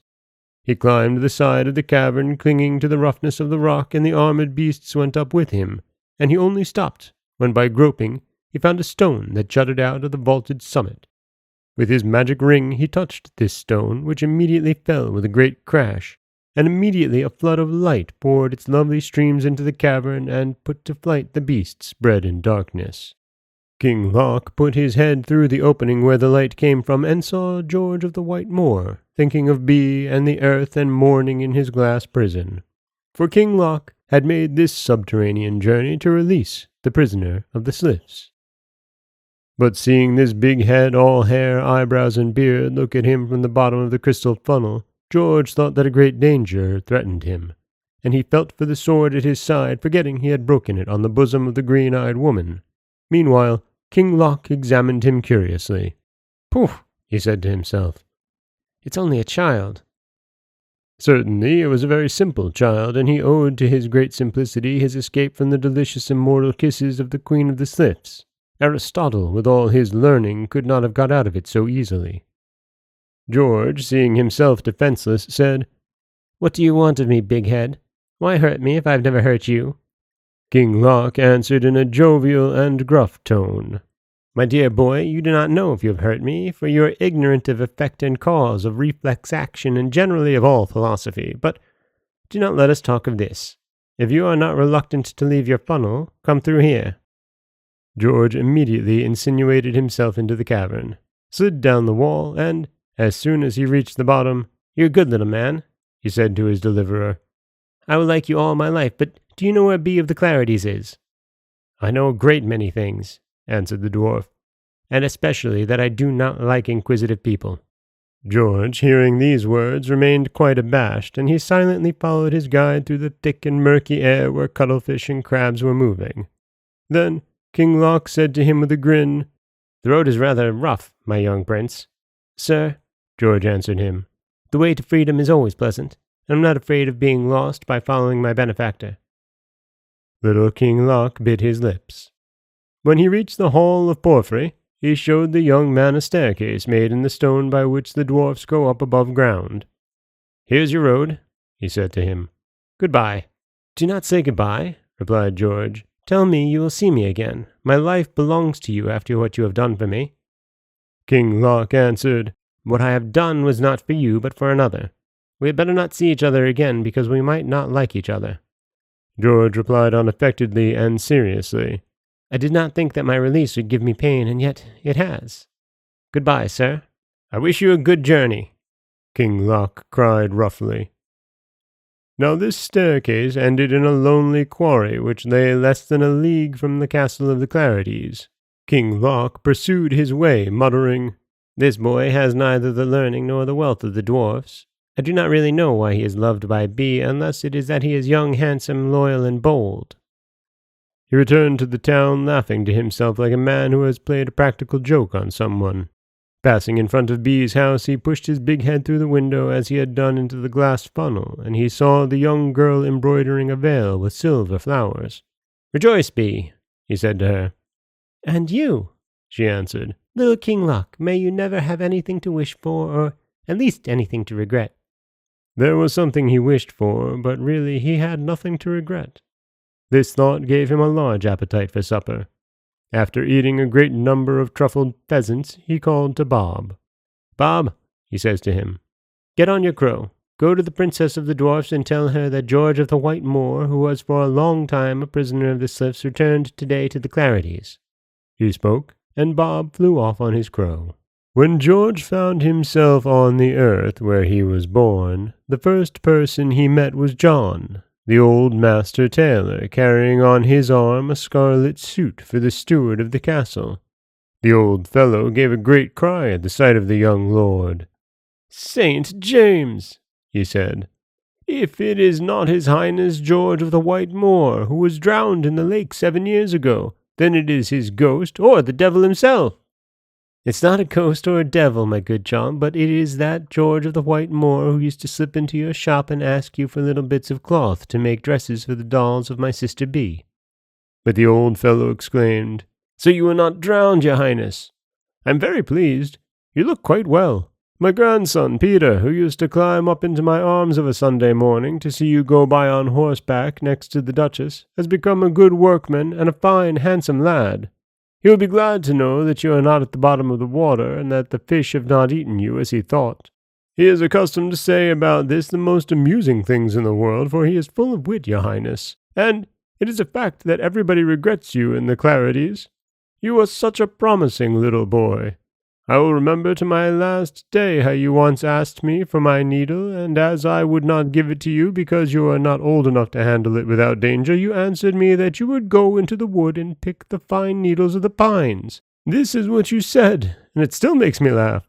Upon my word, this is what you said. Our little Peter used also to make excellent answers. He's a cooper at present. At your service, your Highness." "I will employ none other but him, but, Master John, give me some news of B and the Duchess." "Alas! Where have you been, your Highness, not to know that Princess B was carried off 7 years ago by the dwarfs of the mountain? She disappeared the very day you were drowned, and it can be said that on that day the Clarities lost their 2 sweetest flowers. The Duchess has mourned greatly ever since. This always makes me say that the great people of this world have their trouble just like the poorest workmen, and this is a sign that we are all children of Adam. Accordingly, a cat may look at a king, as they say. By the same token, the good Duchess saw her hair grow grey and lost all her gaiety, and when in the spring she walks about in a black dress under the grove where the birds sing, the smallest of these birds is more enviable than the sovereign of the Clarities. Her sorrow, however, is not hopeless, your Highness, for if she has no news of you, at least she knows by dreams that her daughter B is alive." Old John said these things and many others too. But George was not listening to him, since he had heard that B was a prisoner of the dwarfs. He reflected.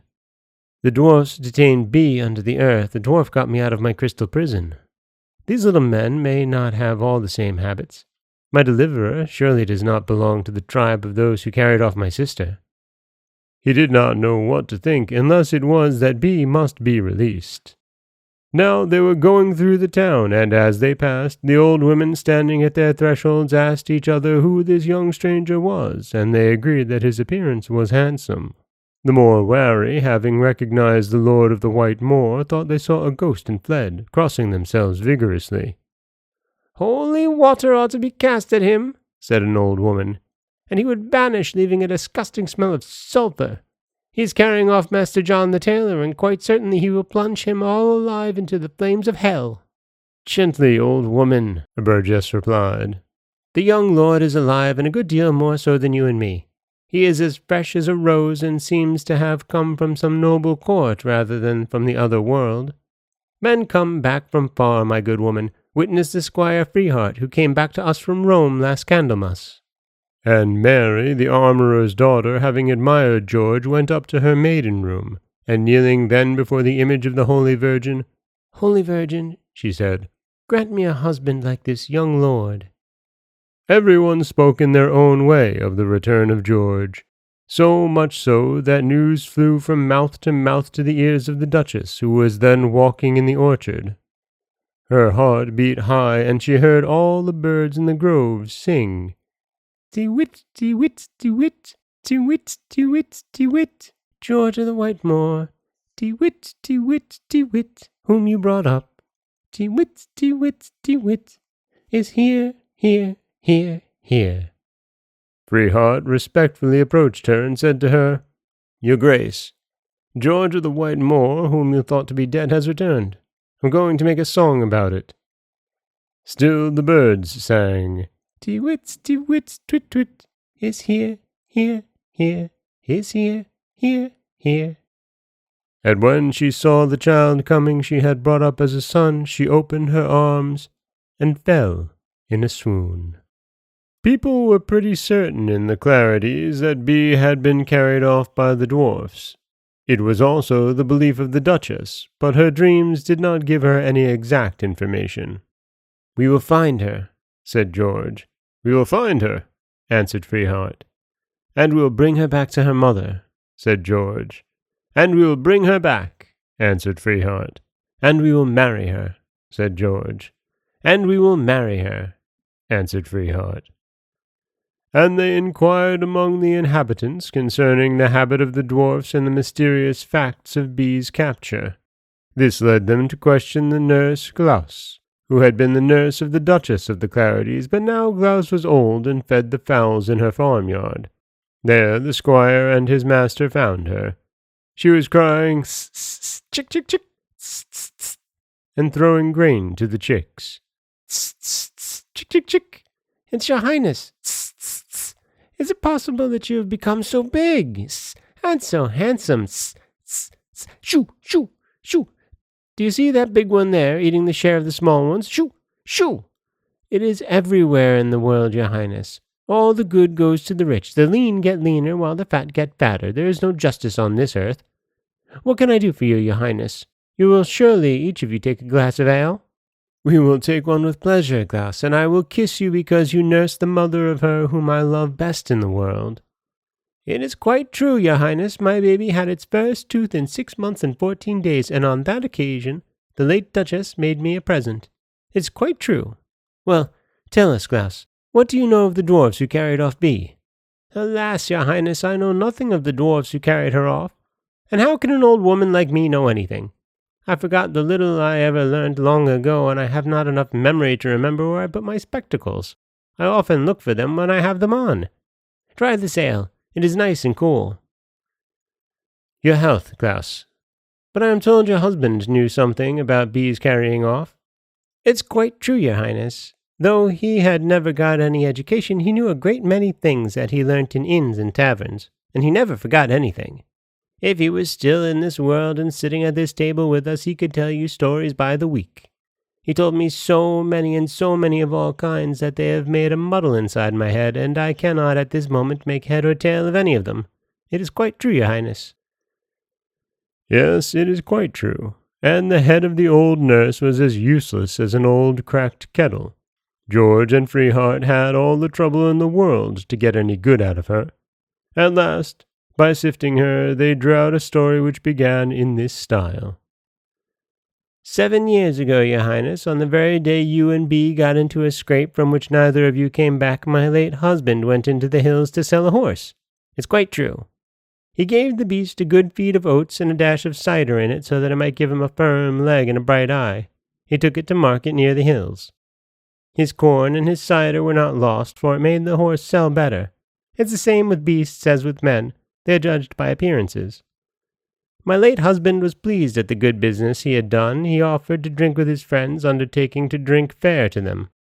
And I must tell you, your highness, that there was not a man in the whole Clarities who could drink fairer with his friends than my husband. So much so on this day that, after a good deal of good feeling and harmony, he came back alone in the twilight and took a wrong road, for want of finding the right one. Finding himself near a cavern, he saw as clear as it was possible in his condition, and at that hour, a band of little men carrying a boy or a girl on a stretcher.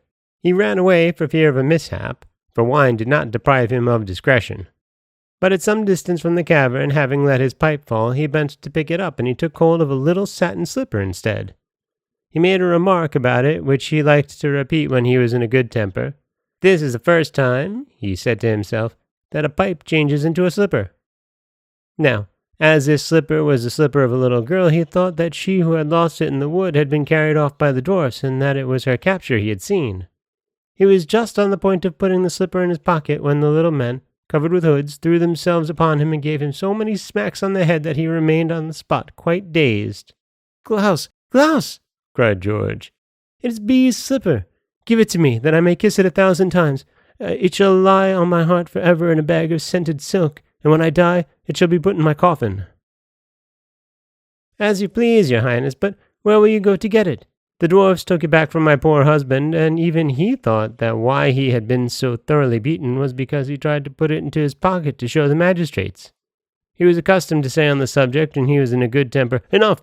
Enough! Only tell me the name of the cave.' 'My lord, it is called the Cave of the Dwarfs, and it is well called so. My late husband—' "Klaus, not a word more. But you, Freeheart, do you know where this cave is?" "My lord," answered Freeheart, finishing his mug of ale, "you would be quite certain I do if you knew my songs better. I have composed at least 12 on this cave, and I have described it without forgetting the smallest sprig of moss. I venture to say, my lord, that of these 12 songs, 6 are really worth something. But the 6 others are to be disdained. I will just sing you 1 or 2. "Freeheart," cried George, "we will seize the cave of the dwarfs, and we will deliver Bee." "Nothing could be more certain," answered Freeheart. As soon as night came and the whole castle was asleep, George and Freeheart slipped into the low hall to get arms. There, under the smoky joist, gleamed lances, swords, dirks, espadons, hunting knives, daggers, all that is required to kill man and wolf. Under each rafter a complete suit of armor stood upright, holding itself so sternly and proudly that it seemed as if it was still filled by the soul of the brave man who had arrayed himself in it in bygone days to go on great adventures. And the glove clasped the lance in 10 iron fingers, while the shield rested on the tassets of the thigh, as if to teach that prudence is necessary to courage, and that the good soldier is armed for defence as well as for attack. George selected amid so ample a choice the suit of armor which the father of Bee had carried as far as the Isles of Avalon and of Thule. He put it on with the help of Freeheart, and he did not forget the shield on which was blazoned proper the golden sun of the Clarities.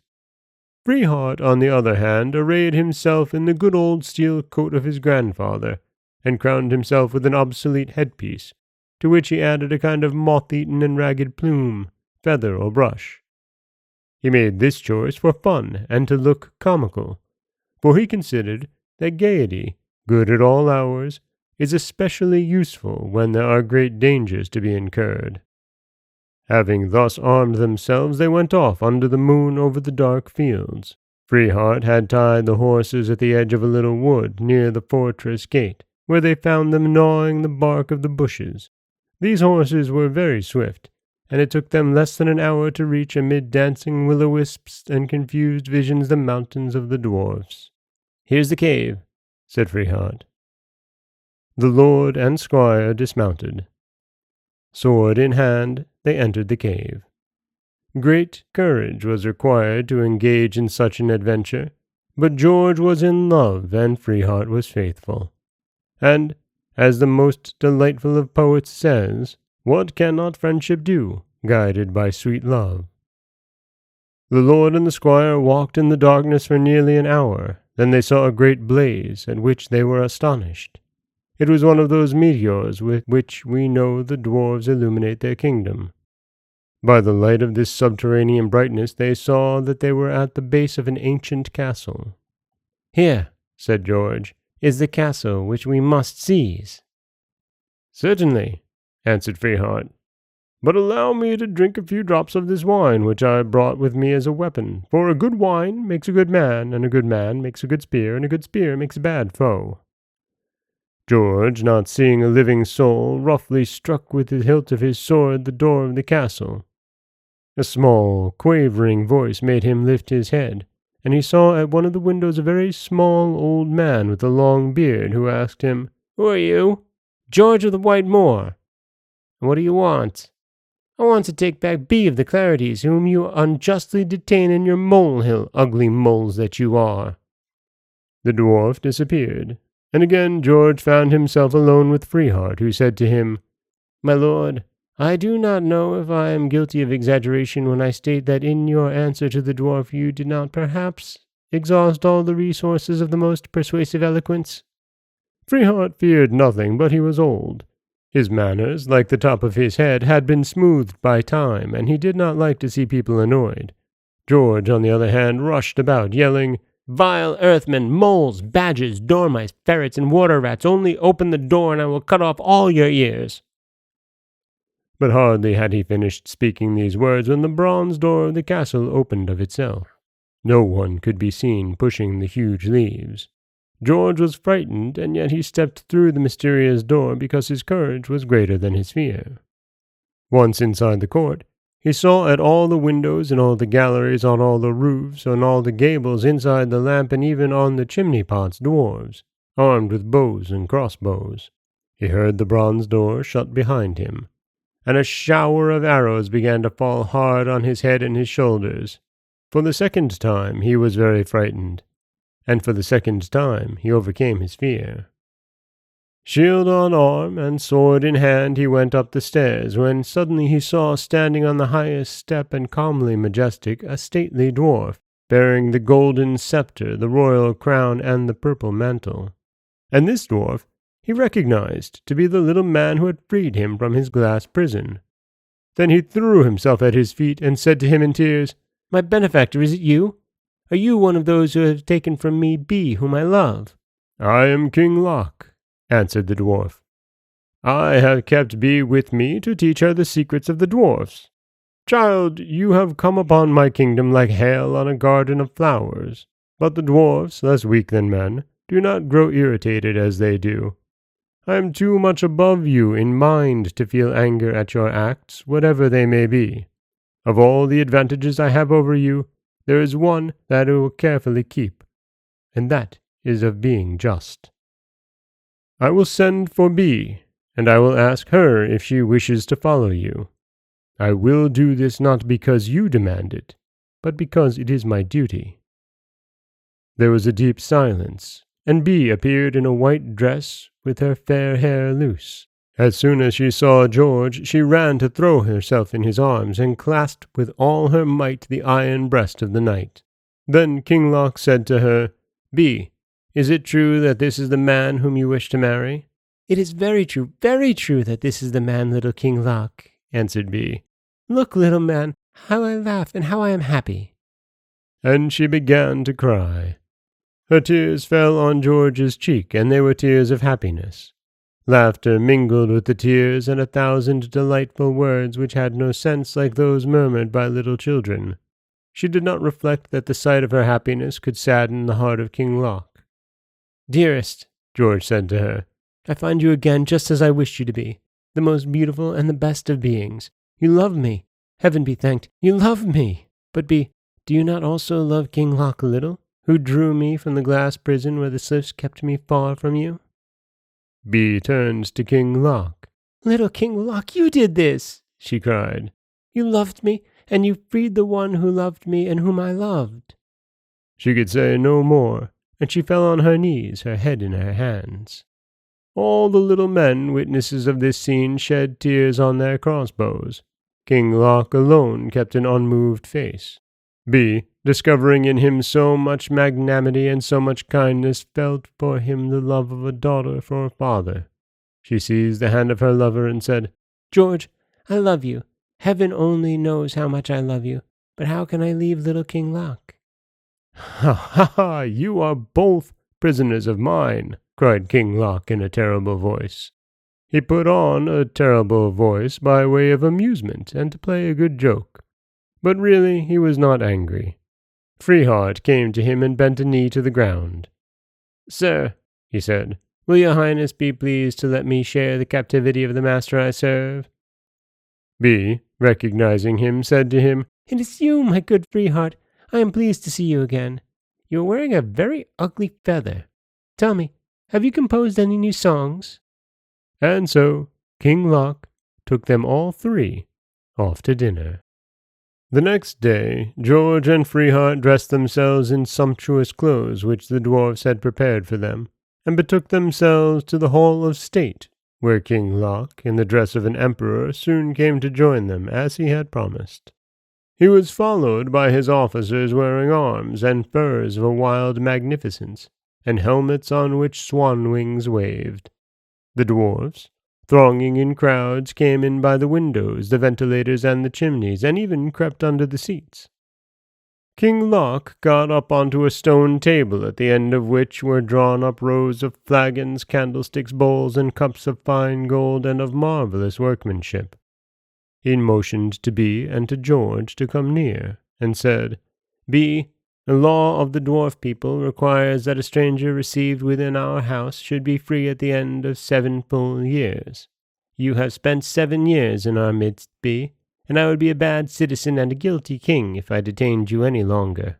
But before I let you go away, I wish, not having been able to marry you, to betroth you myself to the man you have chosen. I do so with joy, because I love you more than myself, and my pain, if any is left, is like a little shadow unnoticed in my happiness. Bee of the Clarities, princess of the dwarves, give me your hand, and you, George of the White Moor, give me yours."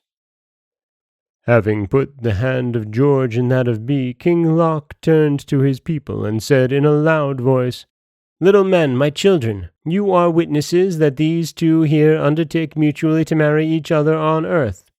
Let them return there together, and together bring forth deeds of courage, modesty, and faithfulness, as good gardeners tend to bring to flower roses, carnations, and peonies."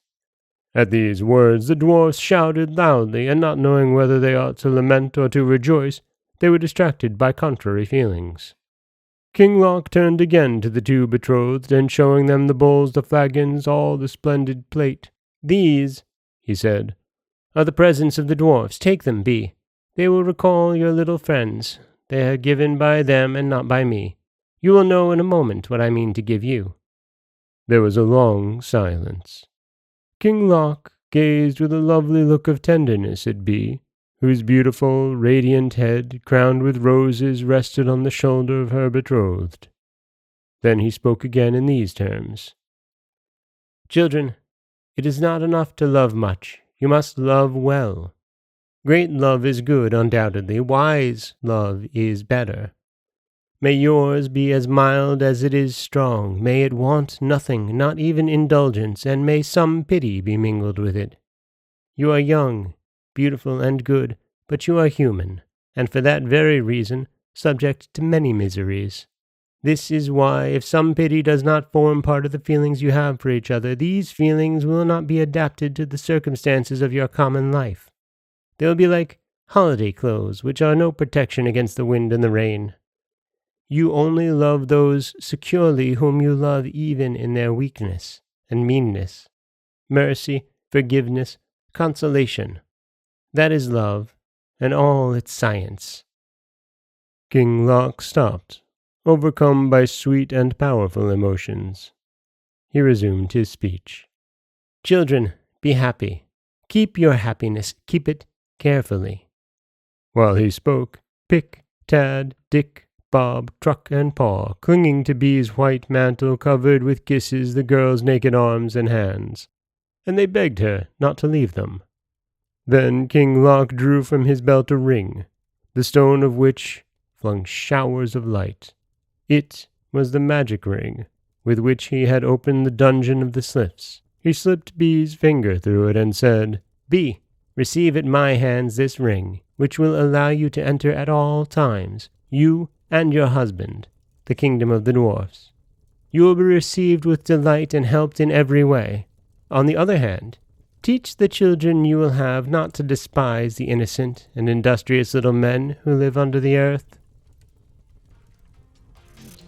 And that is the end of Bee, the Princess of the Dwarves.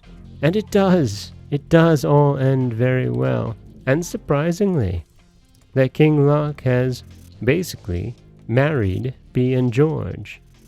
And this is a lovely tale and a lovely story. And part of me is sad to leave it behind. But next week we will start up with a new tale. This is Dan Scholz for the Folktale Project. Don't forget that you can subscribe to the podcast on Apple Podcasts, Stitcher, Google Play, Overcast, anywhere you like to get your podcasts. You can follow us on Twitter at Folktale Project. You can find us on Auto Radio, TuneIn Radio, iHeartRadio, Spotify, anywhere you like to listen. And you can always head over to folktaleproject.com, where you'll find a new story waiting for you every Monday, Wednesday, and Friday. If you've enjoyed this tale, Be Princess of the Dwarves, please head on over to folktaleproject.com/support. I do appreciate everything. As always, thank you so much for listening.